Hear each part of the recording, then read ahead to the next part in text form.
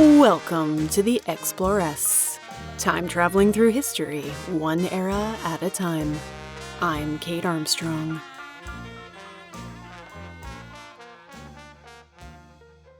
In our last episode, we spent some quiet time in our New York City apartment on a lazy summer day in 1923. But now it's a Wednesday morning, and we're going to head into the office in our smartest suit and skirt set and get down to some money-making business.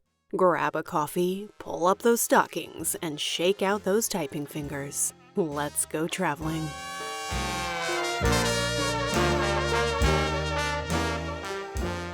But first, a shout out to some of my patrons. My newest pirate queens, Erin, Sophie, Charmaine, and Valerie. My new lady presidents, Alana, Lou, and Bex. My warrior queens, Sarah, Kiana, two lovely Alexises, Amanda, Kate, Ika, June, Neve and Sloan, and Samantha. My imperial empresses, Bridget, Faye and Whimsy Soapworks, Katie, Samara, and Teresa. And my lady pharaohs, Sophie, Laura, Kate, Kot, Cheryl, and the fabulous Courtneys. This show just wouldn't be possible without the generous support of all my patrons. For just a few dollars a month, they get each episode early and always ad-free, discounts on merchandise, full interviews with my guests, and more. They also get exclusive bonus episodes like the Titanic episode I published a while back. In the next couple of weeks, I'll be publishing a new one about the history of women and their finances, so make sure to check that out at Patreon. Two more quick notes before we get started. Explorers merchandise is finally happening. You can buy my fetching ladycentric timelines, maps, and art prints through my website, theexplorerspodcast.com. Also, did you know that I published a novel? NIGHTBIRDS is a 1920s tinted fantasy about a world where magic is illegal, but there are girls who can give it to you with just a kiss, for a price. Buying Explorers merch or my book are both great ways to support me. But also, so is being here listening, so thank you.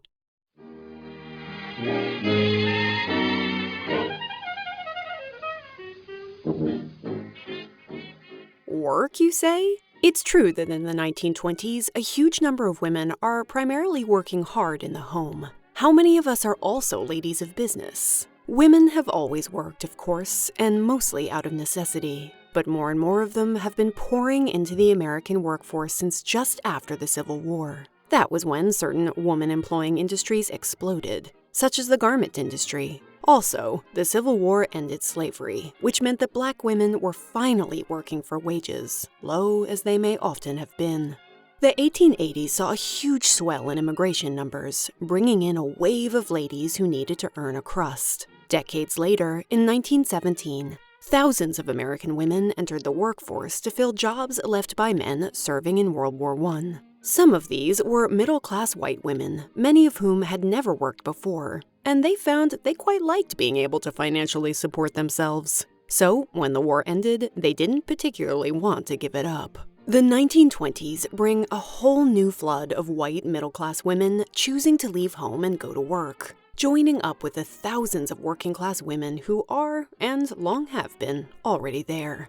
This era sees 8.2 million women working outside the home. They account for some 20% of the workforce. And why not? After all, we've just gained the vote, giving us a flush of hope for all the things we can achieve. It's important to remember, of course, that just because the 19th Amendment granted suffrage for all women on paper, in practice, only white women are guaranteed the right to vote. Plenty of black women, especially in the South, are still unable to vote because of things like poll taxes and literacy tests that operate to keep them out of the game. Still, many women hope that gaining the right to vote is the first step toward helping us achieve it, especially in the form of financial independence. We are coming to understand that taking control of our finances is the key to an all-around better life. As Charlotte Perkins Gilman writes in her book, Women and Economics, we feel, the increasing desire of young girls to be independent, to have a career of their own, at least for a while, and the growing objection of countless wives to the pitiful asking for money, to the beggary of their position. The spirit of personal independence in the women of today is sure proof that a change has come. But before we jump into our workday and the many frustrations it's bound to bring us, let's talk a little bit about our education. After all, it's only with high school diplomas and degrees that we can claim the white-collar jobs many of us are striving for.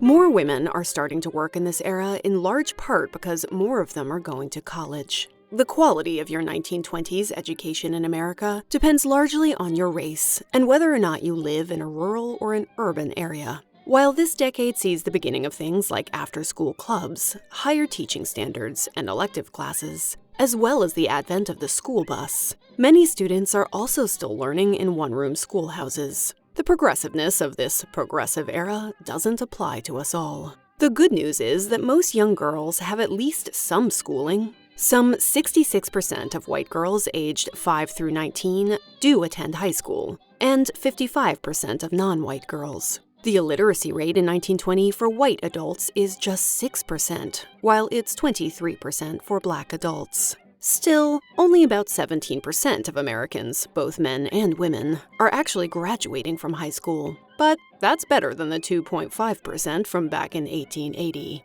About 283,000 women enroll in institutions of higher education in 1920. That's 47.3% of all students enrolled. The percentage of women aged 18 to 21 attending college in 1920 is 7.6%. That's double the amount that attended in 1910. By 1930, 10.5% of American women will be attending. That's about 481,000. That leaves 90% of women who are not attending. So college girls are still in the minority. But it's worth dipping our toes into the collegiate waters to find out what they're like. Who are these lucky college gals? Mainly middle-class girls from families with parents who are doctors, lawyers, or professors. Most are white, but plenty of black women attend black colleges in the era. White women attend for a variety of reasons. Many simply go to have fun. Black women, though, almost exclusively attend college to earn a living, and the majority will earn their degrees in order to become teachers. College is definitely not affordable for poorer working-class ladies. And because most really wealthy women don't need to earn a living, they don't attend in large numbers either. But going to college does become a cool thing to do for many women in the 20s. This enthusiasm for female education represents a massive change. Before the 1860s, women were not allowed to attend college. A handful of schools began accepting them in the late 1800s, and women's colleges began forming. State universities outside the South started admitting them after the Civil War, but that doesn't mean they were very welcoming. They certainly did not extend them invites into the medical, recreational, or physical education facilities. Those were for men only, obviously. After all, we wouldn't want to make our ladies sterile. Dr. Edward Clark, in his 1870s book called Sex in Education, or A Fair Chance for the Girls, wrote that women who studied the same subjects in the same manner as men might do their reproductive organs permanent damage. Women who went ahead and risked their baby-making bits to get an education were often bullied. They were blamed for the decreasing marriage rates and increase in divorce rates nationwide. Most university gals were told that they were destined to be barren spinsters. When Annie Nathan Meyer, the future founder of Barnard College, told her father in 1885 that she got into Columbia University's collegiate course for women, he said, sadly, "You will never be married. Men hate intelligent wives." Columbia didn't allow women to sit in on lectures, just the exams. But Annie went ahead and got her degree anyway. And then she got married. So suck on that, Dad!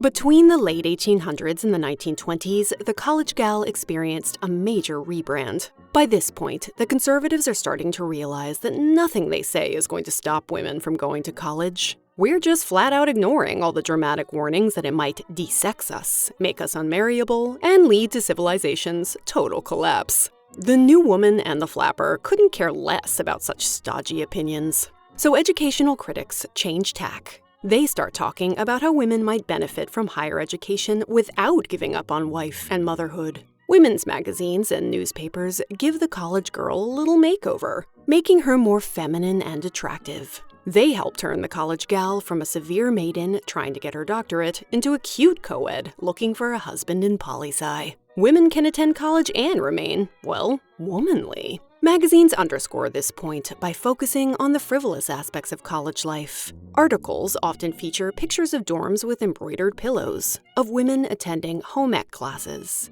and of friends hosting late-night fudge-making parties. Don't worry, Dad. We aren't spending our days reading Machiavelli. We're having pillow fights and learning to make fudge for our future husbands.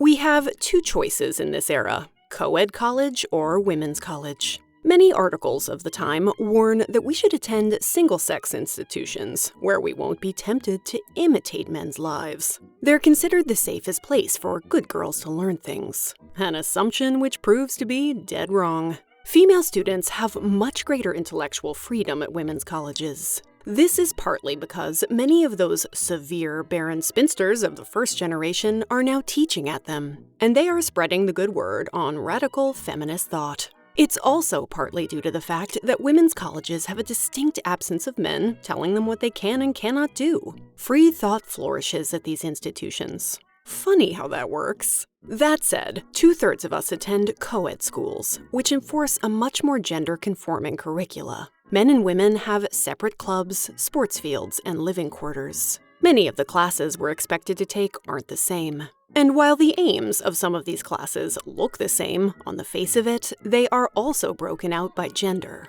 The Cal Poly Catalog from 1916 to 17 specifically states that it offers a strong course in engineering mechanics which trains young men for life in the shops, power plants, and the various branches of the electrical industry. And to the young woman, it offers practical training in housekeeping and homemaking.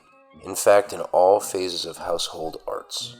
if you're not much into the household arts, you're gonna have trouble avoiding it. We are almost always required to take home ec classes. In his editorial, The College and the Stove, Mr. Edward Bach complains that college women who can't cook stand before the world without the real knowledge that every normal woman should possess.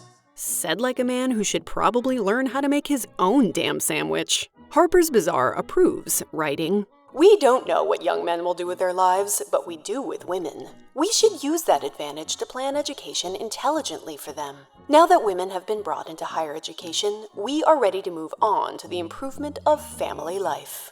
All colleges are expected to keep young women within accepted boundaries of morality. Many have dress codes, curfews, and rules against women smoking and drinking. Many even require they have a chaperone when going off campus, and you can imagine how popular that one is. In 1923, some of the University of Wisconsin's female students will hold mass protests against this requirement until it's abolished. Aw, are you regretting teaching us about the political process? Too bad.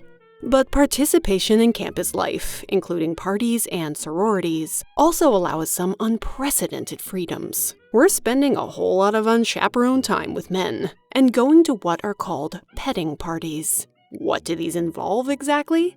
Imagine a swingers party, except scale the activities back to some enthusiastic cuddling. These parties let us explore our sexual sides a little in a safe, albeit kinda scandalous way. And a lot of us are taking part in them. In a study of 177 college ladies of the era, some 92% of them admit to petting or spooning at these parties. About half of all college-educated women will lose their V-cards before they go on to get married. Most of them will do so with their future husbands, but still. So what are these collegiate women doing after graduation? Most are, in fact, getting jobs. The first generation of women had to choose: uneducated wife and mother or childless, educated spinster. It tended to be presented as an either-or proposition. Curious, then, that by 1930, some 40% of working women will also be wives, and 11% of them will be mothers. It seems that whole either-or thing was kind of a lie. What? In 1928, when over 3,000 female alumni are asked if they believe a woman can successfully combine marriage and a career, nearly 75% will say yes. We are coming to see, I believe, the president of Radcliffe wrote in 1929. That marriage is essentially far more compatible with the continuation of a woman's career than has been assumed. By the 1920s, society seems to have accepted that women can have it all. Well, kind of. The majority of us ladies work for a few years after college, but we also quit as soon as we tie the knot. I mean, it's okay for single women to work, but the idea of married women doing it is still a little shocking. The overwhelming belief remains that wives should be at home. That's ignoring the fact that many married Black and immigrant women have to work out of financial necessity, a thing the middle and upper classes just love to do. And so it becomes this big debate. Can a woman successfully have a career and a marriage? Should she even try? Sue Shelton White, a lawyer in 1926, complains of this choice. Marriage is too much of a compromise. It lops off a woman's life as an individual. Yet the renunciation, too, is a lopping off. We choose between the frying pan and the fire, both very uncomfortable. This debate rages on in the 1920s, except it isn't really a debate at all. Marriage has already won it. Most college women still claim they aspire above all else to the role of wife, and overwhelmingly, they choose to quit their jobs as soon as they get married. If they don't quit then, they definitely do upon having children. Society is very clear on this. If you're a wife, you probably shouldn't work outside the home. If you're a mother, you definitely shouldn't. Again, we see society imposing middle-class standards on everyone here, completely ignoring that many poorer mothers have to work to feed their children. And so, even though plenty of women are going to college, most find themselves right back where their mothers started out, at home. That transition is often incredibly jarring. Elsie Fredrickson, a Smith graduate, wrote, "And while I am ready to admit that I have an awfully good time with my nice husband and my little house and my silver and my funny daughters, I feel like a hopeless slacker all the time." Unable or unwilling to join the workforce, many begin looking for other ways to utilize their degrees, either by assisting their husbands at work, volunteering, doing social work, or joining women's clubs. And, of course, there is plenty of work to do at home. But we'll talk more about the 1920s housewife life in our next episode. For now, let's get down to some business.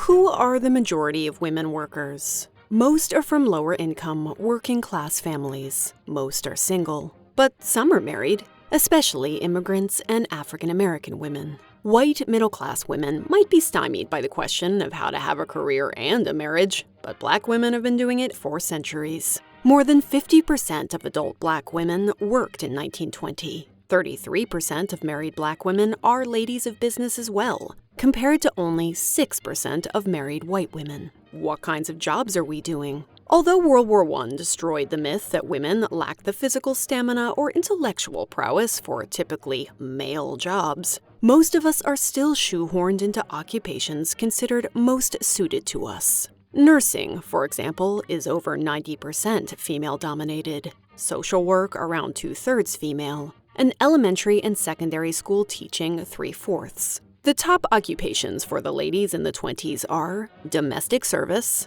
aka maids and servants, teachers, stenographers and typewriters, clerks, farm laborers, laundresses, saleswomen, bookkeepers and cashiers, cooks, and farmers. By 1930, this list will look very similar, with two notable changes. First, laundresses will drop to spot number 10, thanks to the advent of the affordable washing machine. This change will affect mostly Black women, as 2/3 of the Black women employed in the North work as either maids, domestic servants, or laundresses. These positions are often the only ones open to them, which they take up despite its many detractions. The second notable change is that in 1930, the top occupation for women will no longer be domestic service, but working as an operative, aka women working in factories, usually in apparel or textile manufacturing.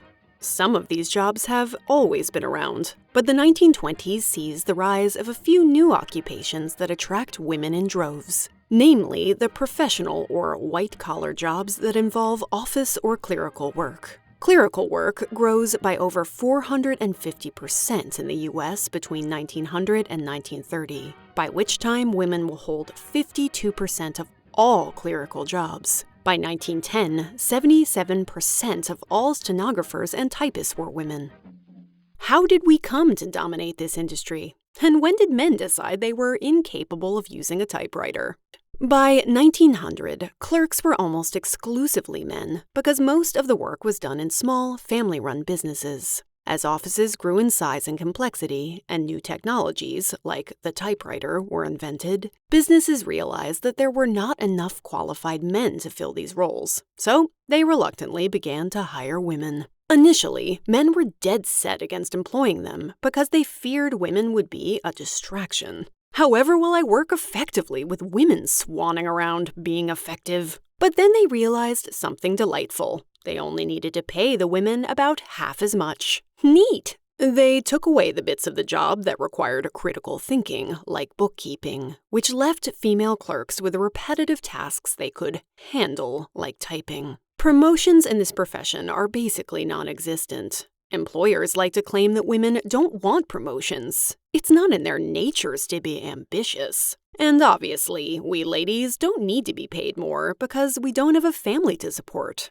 Okay. And because these clerical positions are now considered dead-end jobs with downgraded status and lower pay, few men apply to them, and they become women's work. And I guess they are, since women are the only ones willing to do them. Men have successfully feminized clerical work. And thus we are allowed to work alongside men, no problem, as long as we stay in these non-threatening, low-paid roles. Most male employers actually prefer female clerks. Clerical work is considered something that requires a woman's touch. A female office worker is expected to dress well, have a sweet temperament, and be at her boss's beck and call without ever demanding a raise. One employer from the time writes, I pay my stenographer to work 6 days out of every 7, and I expect her all the while to radiate my office with sunshine and sympathetic interest in the things I am trying to do.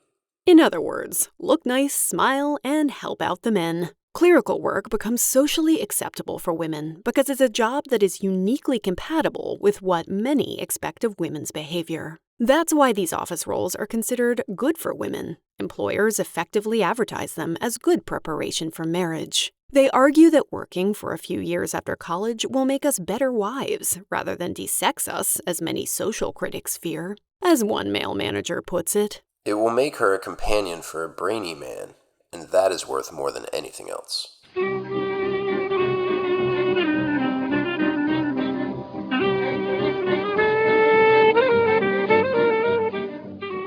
And so in the 1920s, office work is considered the perfect job to do for a few years before a lady gets married. At least that's what all the magazines say. By 1930, 82% of clerical workers are single, and most are under the age of 25. In fact, male employers are very vocal about preferring younger, single women. Is this a recipe for workplace harassment? Maybe. Many of these same companies refuse to hire married women or require them to resign upon their marriage. The faulty logic behind these sketchy practices is that a married female employee's priority will always be her family and not her work, with one employment agent explaining, A man wants an unmarried woman of attractive appearance.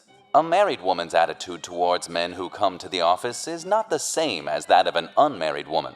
By which I assume he means she isn't as interested in putting up with nonsense. This attitude justifies the limited training, scanty promotions, and poor pay clerical women receive. It's convenient for employers to maintain the narrative that these jobs are just a temporary pit stop, not a permanent career choice, rather than simply paying their female employees an equal wage. This all sounds deeply suspect to our modern ears, but being an office girl is actually a dream job for many in the 20s. Popular imagery glamorizes the life of office girls. It becomes the emblem of exciting middle-class womanhood, getting outside the house, using your college degree, working alongside men in suits, and collecting a paycheck. It's independent and it's sexy, even if the work is boring and the check is pretty small. Clerical work is also appealing because it is better paid than most work available to women, and it has better job security and higher social status than, say, being a maid.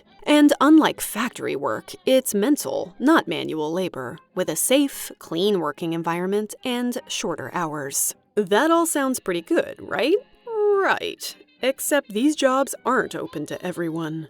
Because popular culture portrays clerical jobs as desirable roles for young, educated white girls, that's exactly who ends up getting them. Clerical workers need to be literate and numerate, so many businesses require a high school diploma, a college degree, or some sort of commercial school training. These requirements exclude many Black and immigrant women. Similarly, although telephone operator is one of the fastest growing positions of the era, there are over 170,000 female operators by 1920. Black women are largely kept out of the game. Immigrant women are also excluded because many have accents, and operators are expected to have perfect elocution. So, it's good work if you can get it.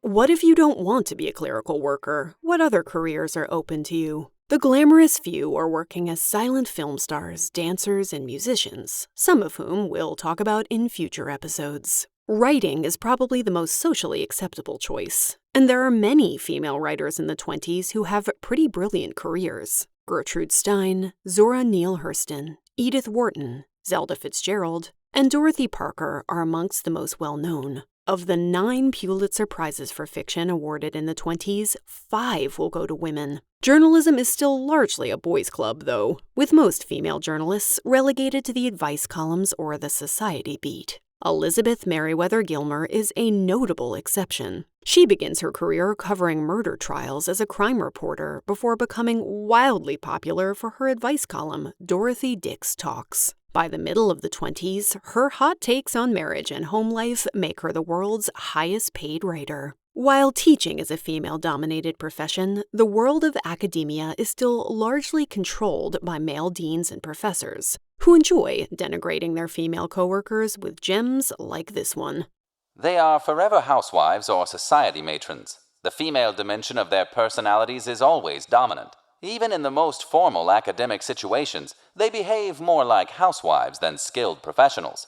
Most of them shy away from any duty or involvement that might interfere with family affairs. What I'm hearing is that they're just better than you in multitasking, and they throw a better workplace party. But okay.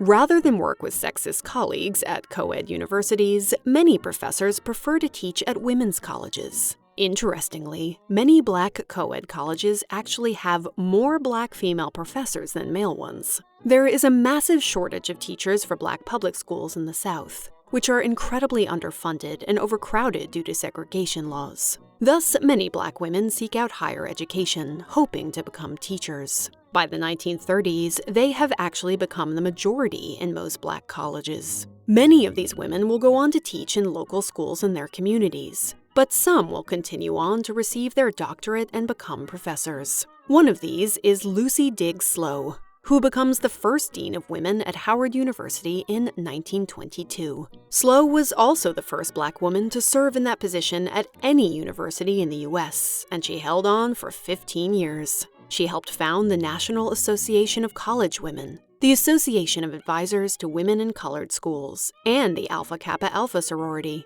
the first sorority founded by Black women. She was an outspoken leader for Black female education, spoke out about gender-based salary discrimination, and demanded equal living conditions for women at Howard. Lucy was also a queer woman. She and her partner, Mary P. Burrell, a playwright and educator, lived together for 25 years, and their home became a salon for many prominent Black activists. Do we all want to be friends with Lucy? Yes, I think we do. Other female scholars prefer fieldwork to teaching. Take Harriet Chalmers Adams, who spends years exploring South America, publishing tales of her adventurous exploits in National Geographic. She once remarked, "I've wondered why men have so absolutely monopolized the field of exploration.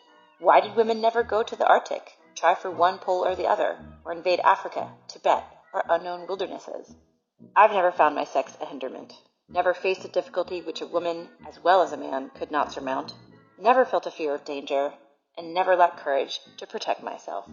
Mexican-American botanist Inés Mexia wholeheartedly agrees. She spends the 1920s traveling all over the Americas and eventually discovers around 500 new plant species. In 1928, anthropologist Margaret Mead will publish her renowned book, Coming of Age in Samoa, after receiving her PhD from Columbia and traveling to Samoa to study the behaviors of tribal women there. Unfortunately, there are fields that, while technically open to women in the 20s, are still incredibly difficult to pursue. Elizabeth Blackwell became the first woman to graduate from medical school in America way back in 1849. But by 1930, only 4.4% of physicians in the U.S. will be women. They have little chance, given that medical schools impose a quota. Female students can take up no more than 5% of a class, and few hospitals accept female interns. If you want to be a lawyer, you're out of luck as well. By 1920, all states admit women to the bar, and many graduate from law school. But most firms refuse to hire them. In 1920, only 1.4% of lawyers are women, and most are forced to join their husbands' or fathers' practices. The same holds true for many fields, such as business, law enforcement, government, and STEM. Colleges have no problem issuing women degrees in these areas, but employers consistently refuse to take them on. But every now and then, a woman does break through. Edith Clark becomes the first professionally employed female electrical engineer in the U.S. in 1922. She's also the first woman to graduate from the Electrical Engineering Master's Program at MIT. Watch your step, ladies. There's some broken glass up in here. While women like Edith Clark might have achieved their dreams at work, we ladies have to fight tooth and nail to climb in a career job because society, aka men, are not so happy about it. As banker Elizabeth Cook writes, "They have a terrific fear that women will eventually take the place of men." Typical of the period, one 1925 Newark newspaper article reads, "Away goes another man's job. She's the first of her sex to hold a Senate position." No congratulations then? Just shade. There are men who try hard to gatekeep what they see as their jobs. For example, court reporters are nearly all men, though stenographers are nearly all women. The skill set is exactly the same, but court reporting is more prestigious and higher paying. How do the men try to keep the women out of it? By claiming they can't handle the pressure of a courtroom, and that the testimony is so revolting that the courts will not permit a woman to be present. How convenient. Other excuses aren't so precious. Sometimes employers refuse to hire women and simply blame it on the toilets. Public restrooms aren't officially gender segregated until 1927, and there aren't that many for women. They're considered unnecessary in many offices and factories. Even after 27, most buildings have far fewer women's toilets than men's. So we're gonna have to leg it several floors away from our workstations just to use the necessary. Better not to hire women at all if it means having to turn a gents' bathroom into one meant for the ladies. We can't hire a girl, Kevin. Where will she be? Informal discrimination practices like these make things difficult, but formal discrimination is even worse. Some states, like Michigan and Ohio, pass so-called protective laws, banning women from jobs that have been deemed too dangerous for them. It becomes illegal in these states for women to become taxi drivers, pool hall workers, or bowling alley employees, all of which are positions that necessitate coming into frequent contact with men late at night, which, as we all know, might compromise our virtue or lead us into lives of sin. It's interesting that the danger these laws are trying to protect us from is men, who can't be expected to control themselves if women are all up in their late-night business. Ironically, the one form of protection women workers definitely do need won't exist until decades from now. Legal protection for pregnant workers won't come around until 1978 in the U.S. In the 1920s, most employers will just fire women when they find out they're pregnant, anticipating a loss in productivity. In a desperate attempt to keep their jobs, some will try to hide their conditions. Advertisements for maternity clothing feature loose styles that they say will help women be entirely free from embarrassment of a noticeable appearance during a trying period, and presumably will help them keep their jobs for longer.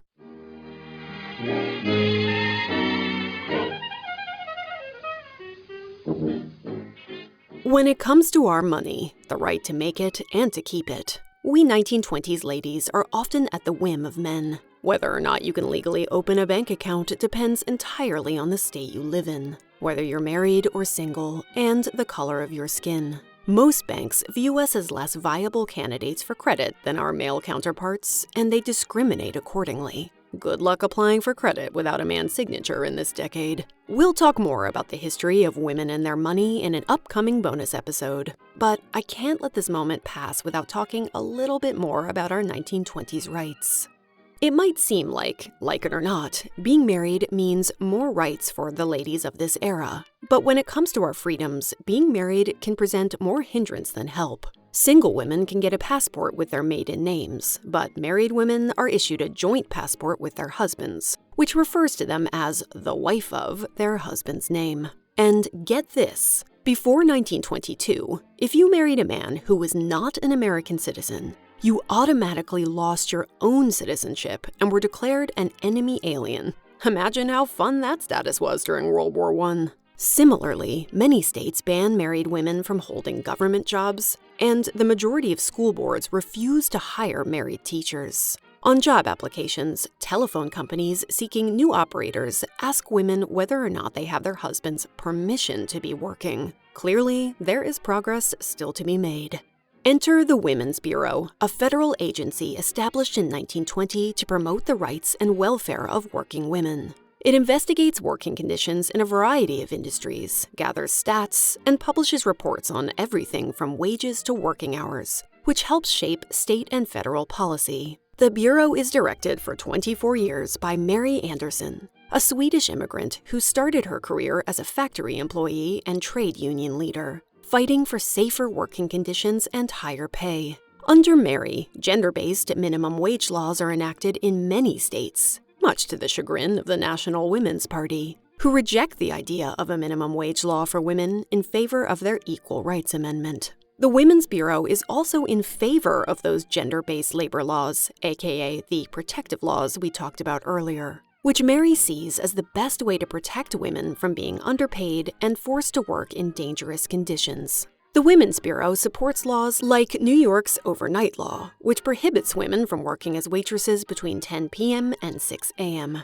Entertainers and bathroom attendants are exempt after one Anna Smith takes her employer to court for firing her from her night position in 1924. Good for you, Anna. Indeed, although the Women's Bureau supports many of these laws in the hopes they'll make working conditions safer, oftentimes they backfire. When the Massachusetts state legislature mandates a 9-hour workday for cleaning women, on the grounds that their bodies are too delicate to handle longer hours, many employers decide not to bother changing their attitudes and instead just fire them and replace them with men. The Bureau is more successful in fighting to ensure that all federal government exams and positions are open to women. They also make sure reports on the earnings gap are published. But the sad truth is that a lady's paycheck is, on average, much lower than her male counterpart. By the end of the 20s, white women will earn 61 cents for every dollar that a white man earns. Black women will earn only 20 cents for every dollar a white man earns. In factories, it's common for white men to make about 40 cents an hour, while white women make 25 cents for doing the exact same job. The idea, of course, is that men deserve more money because they have to support a whole family on their income. Even Henry Ford, who pays his women pretty well, all things considered, has a sexist reason for doing so. I pay our women well so they can dress attractively and get married. Thanks, I guess?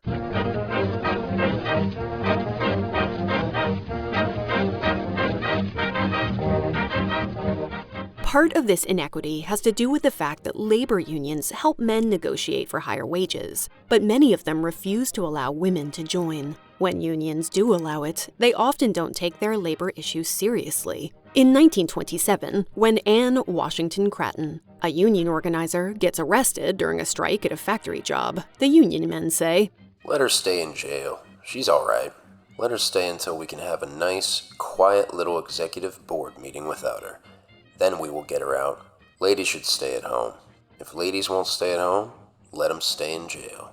Yikes. Female workers often have no choice but to turn to the National Women's Trade Union League, which was established in 1903. The Women's Bureau works closely with them in the 20s to establish shorter working hours, higher pay, and safer working conditions for all. The NWTUL pick up the slack and support female workers on strike where other unions don't. They also successfully fight for an 8-hour workday, the abolition of child labor, and the end of overnight work for women. They also establish summer schools to train female labor union leaders. Ladies helping ladies. We love to see it.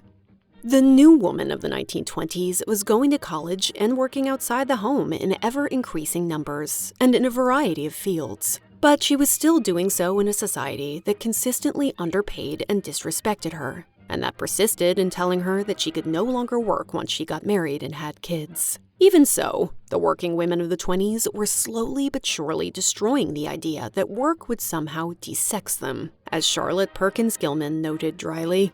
If it could be shown that the women of today were growing beards, were changing as to pelvic bones, were developing bass voices, or that in their new activities they were manifesting the destructive energy, the brutal combative instinct, or the intense sex vanity of the male, then there would be cause for alarm.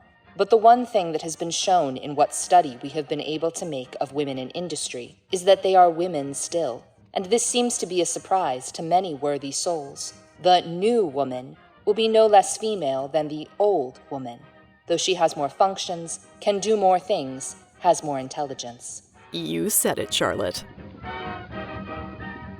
When next we meet, we're going to spend some time in our, let's call them our home offices, the place where an overwhelming number of 1920s women spend their days.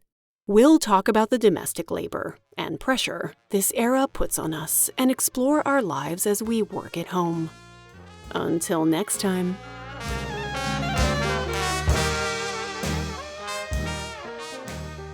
Thanks for listening. If you like The Exploress, tell a friend about it. Leave a review wherever you listen, become a patron of the show, or just shoot me a message telling me what you love about it. I always love hearing from you. You can find show notes for this episode, including a list of my resources and some pretty cool images, at my website, theexploresspodcast.com. That's also where you can buy Exploress merchandise and find out more about my Patreon. You can also find me on Instagram at The Exploress Podcast.